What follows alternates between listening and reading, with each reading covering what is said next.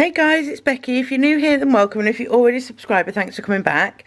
So today I'm starting off a mini series, 3 videos in it, basically how I use all the sections in the Hobonichi cousin. This doesn't have to be just for the Hobonichi cousin, because a lot of planners that are out there nowadays, they're all giving us the same kind of layout. They're all giving us yearly overviews and things like that, and people, they just don't know how to use them, so they leave them blank. But I'm going to give you some examples of how I've been using them over the years. I mean, I've got 1, 2, 3, 4, 5, 6 Hobonichi cousins here that I can show you different varieties. So the first thing that I'm going to show you is the yearly overview. So a blank yearly, do I have a blank one? Do I have a blank one? Yes. So here is a blank yearly overview, and this is what I mean by a yearly overview. You're getting your months at the top, you're getting a every day of the month, and then you're getting a section at the bottom. All planners are different with how they give it, but they are giving it. So some of the ways that I've been using it is like this. So at the top, I use it as a tracker and a habit tracker. So that's what I did for the first 6 months in 2021. So I picked things that were affecting me at the time. So I had happy, this was more like a mood tracker than like tracking sleep or anything like that I do now. I just tracked mood. But you can do like what I do in my cousin every week now, is I do this tracker here, and it's 1 to 10, and you get 1, 2, 3, 4, 5, 6, 7, 8, 9, 10, 11. So you could easily do this kind of tracker. So this is mood, anxiety and sleep in here, and then you'll see it as a yearly overview instead of just a weekly overview. And you can also write in your productivity code at the bottom. At the bottom, I just use this for YouTube stats. So I put my revenue, my subscribers and my Instagram subscribers down at the bottom, and I just covered them up for privacy purposes. So this is one way, and a really good way if you're, you know, getting old like me and you just want to track different things like for your menopause or your periods or your mood, your anxiety level, anything like that. Really good way of tracking it like that. And then the next one I'm going to show you is I did a 0 to 12, and this was tracking my sleep because I wasn't getting, well, I didn't think I was getting very good sleep. I suppose there are some low, but the majority of it was good. That's why I kind of cancelled it the week after, and then I went to an index kind of format. So what some people do is they use the daily pages at the back as an index. So my Gilio was delivered on the 6th of April. So if I go to the 6th of April, there she is, there's my Gilio, and my Gilio came today. And it can be things like grooming Zeus, God bless his heart, rest in peace, or my dad in hospital, the funeral, you know, big event things that I've done a My Perfect Day on the 26th of January. So if you go to the 26th of January, I've just done a collection just to use up a daily page there. So using it as an index is a really good idea. That came from Lindsay Scribbles, I think, was the first person I saw do that. And then on top of that, she color coded it into like collections, personal, like learning, or just notes. So you can then highlight and color code where your notes are. Just if this is really full, just to find quick things, like learning things, you'd look for green, and birthdays you'd look for pink, and things like that.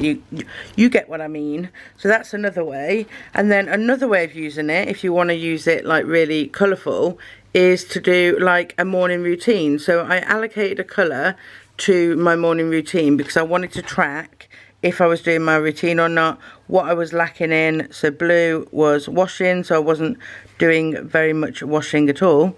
Not washing me, washing clothes.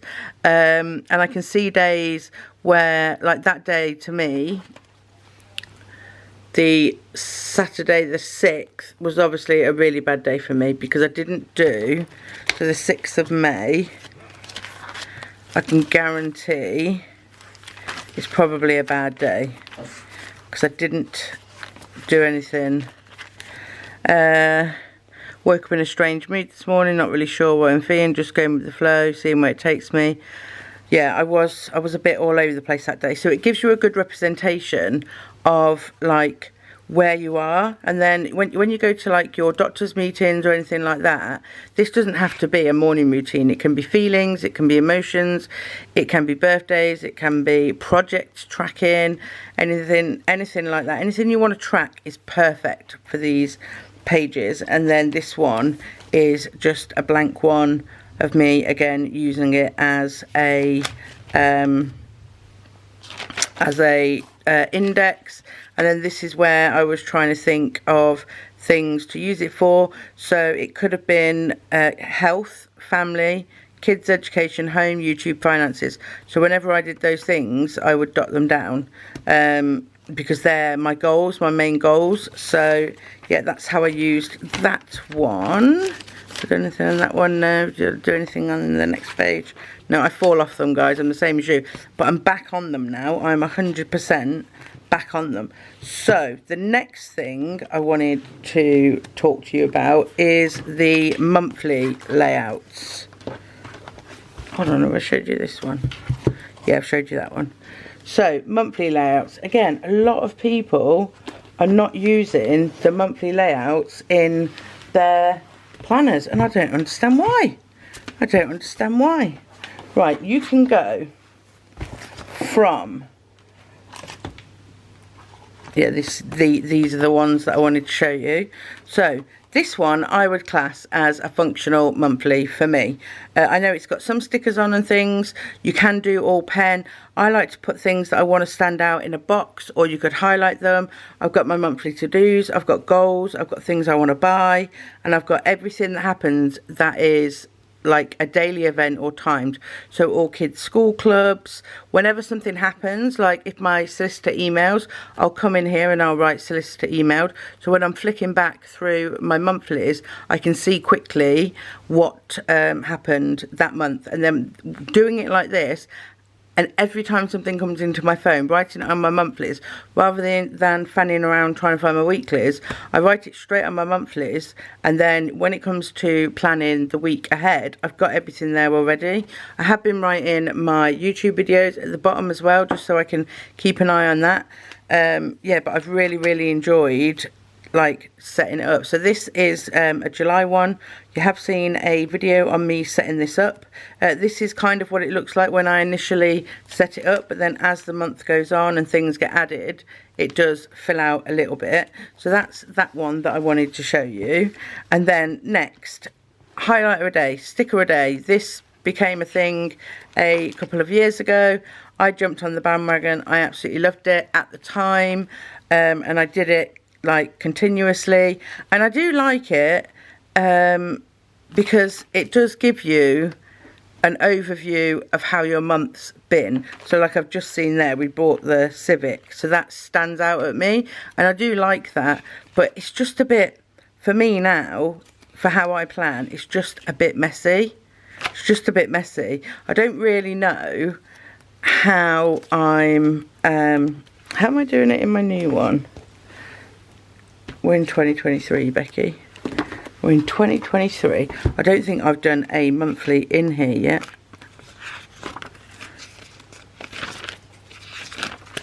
Oh, okay, I have. I have done monthlies, but I've tried to make them a little bit more neater than the old monthlies. Let's bring you up.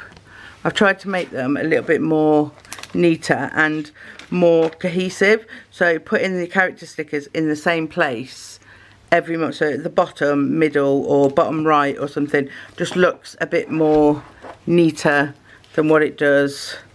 I mean, I really like this one, although I haven't finished because I do need to come in and fit in all of the highlights. But I did do a lot of the highlights, major highlights, in boxes. This is another one where I'm not really using character stickers or anything, I'm just sticking them in boxes, and then I'm behind on that. So yeah, as you can see, I did do it. I did it quite a lot. It's always something I fall off, but I do enjoy looking back at them. And then you've got, like, I would call this, same as those ones I was just showing you in here, a more like pretty functional. which I think is where I was going with this one. So you do want to use loads of stickers still, and don't get confused between like iClass as a functional. This has got everything I need to do for the month, and it's got to-dos I want to do, and it's got goals and things like that. This one, it doesn't have that. It just is pretty, but it just has appointments. None of my reoccurring tasks are on here. So this is like a pretty one, ready for a highlight, basically. That's what that one's for.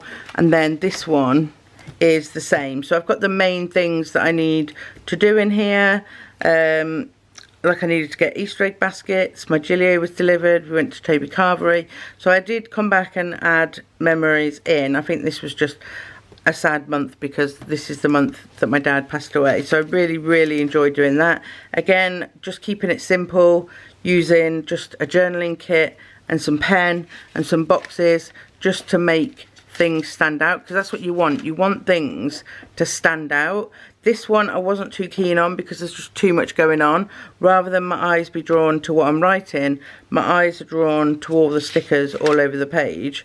But I do love sterling ink stickers, that's why. So another way that you can use it is, like, people use them as like a photo a day. So they'll put a photo a day in there. They'll write a mini scripture in here.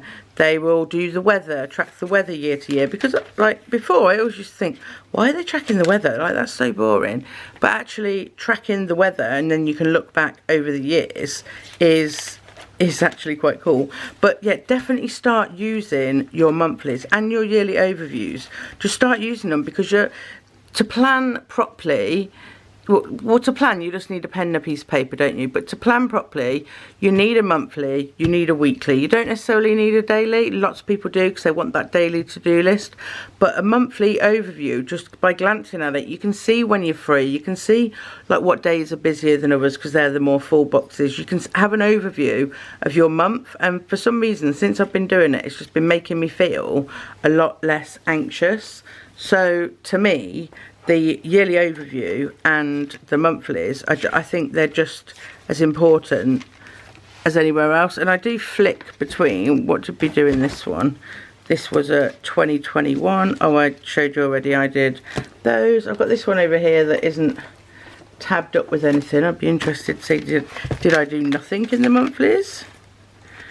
This is one of my first ones. Okay, so here we've got the stickers from Sweet Quiet Design of the Wacky Holidays. That didn't last long because I was like, I don't really care when it's mac and cheese day. This is just messy, isn't it? I'm trying to use it, but I know at the time I wasn't using it functionally. This is just me scribbling in like a highlight of the day. But even now, looking at that, I can see what happened when, even though it's the most horrific writing ever.